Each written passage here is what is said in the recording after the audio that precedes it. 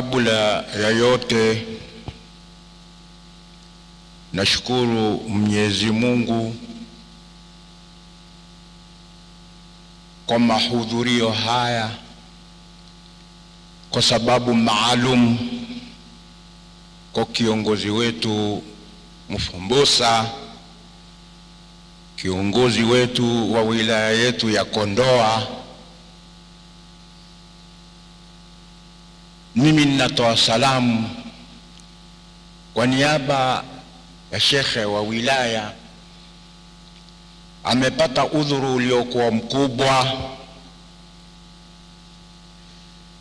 alikuwa anatakiwa sana kuwa nasi pamoja, lakini kanituma nitoe salamu hizi.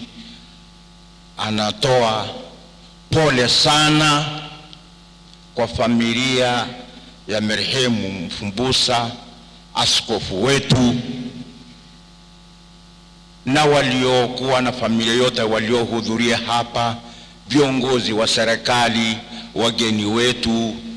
Vile vile anawapa salamu, anawashukuru kuhudhuria vile vile katika msiba huu wa kiongozi wetu, na anasema tuige mfano askofu wetu, uongozi wake uliokuwa imara kwa kuboresha katika sehemu ya wilaya yetu ya Kondoa.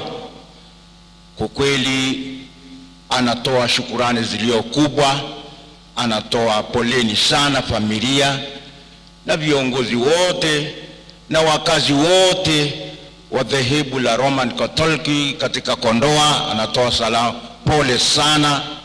Kwa hiyo ni hayo nimeagizwa niwakilishe kwa kutoa salamu.